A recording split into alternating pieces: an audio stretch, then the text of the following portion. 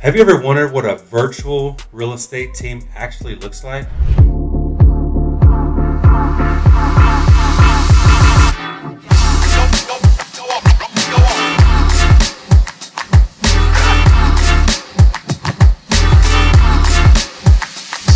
Hey, what's up YouTube? Thanks for joining me today. If you're new to my channel, I appreciate it. My name is Graylan Stewart, and my company is all about wholesaling real estate, and that's what we talk about on this channel because we do that all day, every day. So we also do real estate in general, so I am, an investor. We buy and hold properties, and we also flip those properties for bigger paydays. But the majority of what we do and what I love to do is wholesaling real estate. So I've had a question recently. Somebody asked how our virtual team setup actually is, because I've talked about virtual wholesaling quite a bit. So a lot of different companies out there actually do virtual wholesaling, but the difference is most companies, so virtual really means that you're locking up deals over the phone rather than having to go out to see properties and talk to sellers face to face. So a lot of companies started doing that in the past few years. But we're a little bit different because we do that as well, but we also have a virtual team. So we don't actually have an office. You can see my office right here. This is where I work all day, every day, and everybody on my team does the same thing. So let's just kind of go over how we operate and how it's all set up. So obviously we have virtual assistants or VAs. Now these are part of my team. They're just virtual.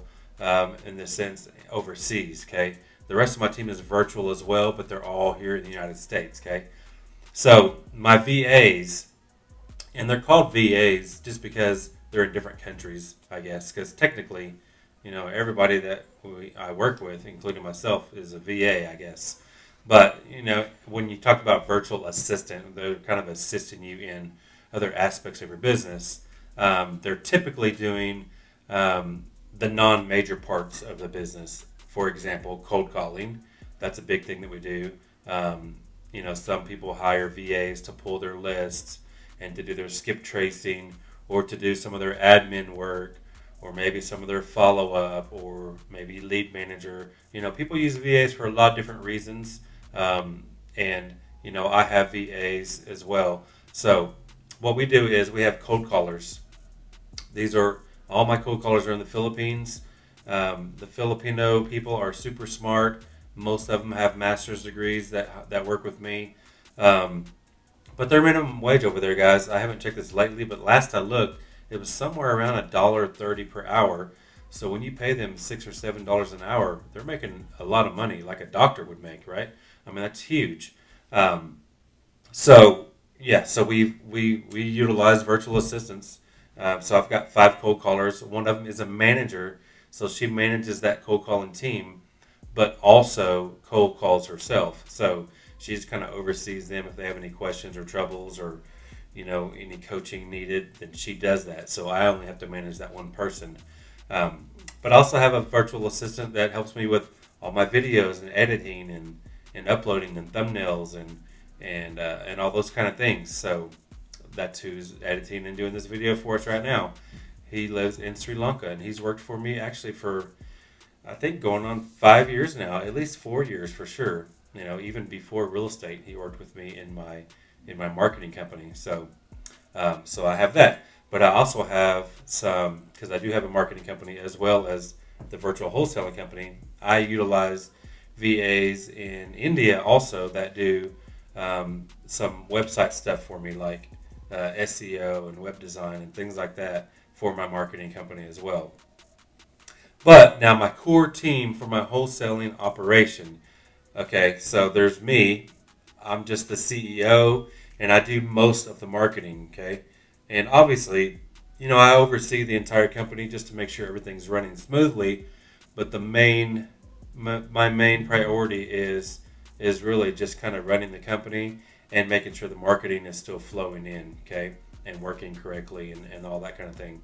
Now, I do have acquisition managers. So I've got an acquisition manager that started with me about 2.5 years ago now, and she actually lived in the Scottsdale area, Scottsdale, Phoenix area, And then she recently moved to Oklahoma about a year ago. That's the beauty of virtual. You can live wherever you want. So she moved to Oklahoma, which wasn't a big deal. She was off for a couple of weeks during that move. But other than that, everything went smoothly. I have another virtual assistant, another acquisition manager that lives in Iowa. And I've got another one that just started a few weeks ago that lives in the Phoenix area as well. And then, so that's my acquisition team. And now I do have a follow-up specialist that lives in the Oklahoma area as well. And she does, all of our follow-up for acquisitions, basically. She's kind of like another acquisition manager, but like a junior acquisition, or, she just kind of assists them, kind of tees it up for them, and then passes it off to them. So she's called a follow-up specialist. She basically calls on some of our older leads that came into our system because they are still qualified leads. Just for whatever reason, they weren't ready at the time when they came into our system. So we've got over a couple of thousand of those. So she calls those people all day, every day, calls and texts them and emails them, and tries to, revitalize them basically to tee them up for our acquisition managers. Now, I also have a disposition manager. Obviously, she does all of our dispositions. She sells all of our properties. Now, she does dispo for our novation deals, dispo for our flips, and dispo for our wholesale deals. Now, she handles that for all of the acquisitions that come in, right? So her percentage is less than my acquisition managers, but she's got 3 times the opportunities. So she could make similar money as acquisition managers if she does her job well as well. So, and then I have a transaction coordinator that I call the transaction coordinator kind of the glue of the company. Her responsibility is to make sure that we get to the closing table. So she handles the deal after the acquisition managers lock up the deal. They click a button in our system, and that notifies the transactions and the dispositions department that we just locked a deal up. And now she goes to work on that deal, putting the deal in escrow, making sure the buyers or the seller, and the buyer, she talks to the seller, making sure we can get access so we can get pictures and video and just a lockbox if it's vacant. Just kind of coordinates that whole process. Also puts the deal into escrow with the title company, communicates with them, gives them the file, files an affidavit of equitable interest for us. And then once the disposition manager does find a buyer, she's notified on that as well, and she's communicating with the buyer in the meantime too.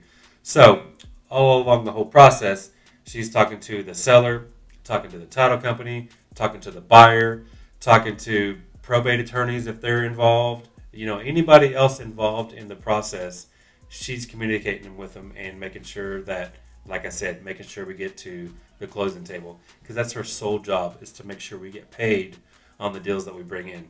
Because without getting paid, it's all pointless, right? So acquisition managers lock up the deal. Once they lock up the deal, they're pretty much out of the picture.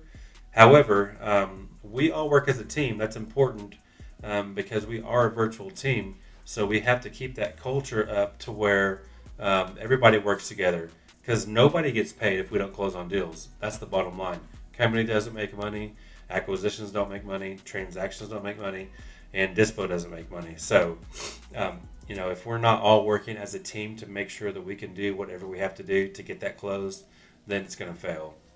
One example recently, we had a seller that we locked up a deal on, and then we found a buyer fairly quickly, and then we scheduled closing. Okay. Now the transaction coordinator tried real hard. She called, texted, emailed, a couple of times a day, tried one of those things every day for a week straight. And I was even involved because nobody could get a hold of this lady, because my dispo manager also tried to get a hold of the seller, tried to call, text, email, whatever we could. We were just trying to schedule closing to make sure she could show up at closing, but she was ghosting us for whatever reason.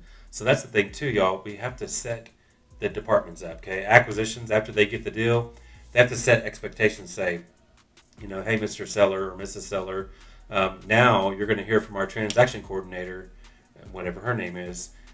She's going to walk you through the whole rest of the process to make sure everything goes smoothly. She'll be your main point of contact from here out. And then so whenever the deal is actually going through the process, they already know who the TC is. And the same thing with Dispo. TC will kind of tell them, hey, you may hear from our Dispo manager. She might have some questions, blah, blah, blah, right? So she's going to end up talking to 3 different people in our company, most likely. But for the most part, after acquisitions gets the deal, it's mostly the TC communicating because Dispo mostly just talks to the buyer. But occasionally they have to talk to the seller as well. But the point is, this lady was ghosting us. We were all ready to close. Just had to get it scheduled. Well, actually, it was scheduled. We just needed to confirm that she could show up. So anyways, we got acquisitions involved again because they're the ones actually with the rapport. They had the deal initially, so they know the seller better than anyone else. So they were able to get a hold of them first try. So for whatever reason, the seller just didn't realize who was talking to them. Because you got to keep in mind, these sellers get hit up by tons of companies trying to buy their house, right? She just thought it was something like that. Somebody else trying to buy their house, and she already had a deal with us. She just didn't know it was us trying to reach her again for whatever reason. So anyways, acquisitions got a hold of them and helped schedule that deal so we can all get paid on it. And we actually close on that deal today. So that'll be nice. But anyways, that's how my virtual team looks. So I've got some VAs that do cold calling and some admin stuff, and some videography and some web design type things. So I've got those people all over the world, right, in different countries. And then my core team is my 3 acquisition managers, my follow-up specialist, transaction coordinator, my disposition manager, and then me, basically the marketing director. And that's kind of how the flow of our team goes. So the core team-wise, there's 7 of us. Yeah, 7 of us, counting me, to kind of run the entire process. So that's how it is. Let me know what you guys think. That's how we operate. It is a virtual business in every aspect of the word. So like I said before, most companies that do virtual wholesaling, they're only talking about locking deals up virtually. But we lock them up virtually, and we all live virtually. So it does take a dedicated person, somebody that is a self-starter, willing to get out of bed and do the job every day. So we got to keep each other accountable. So that's kind of how we have to operate. So anyways, thanks for watching. I appreciate you. Drop me some comments. Let me know your thoughts. Like, subscribe, and share. I'd appreciate that. See y'all next time.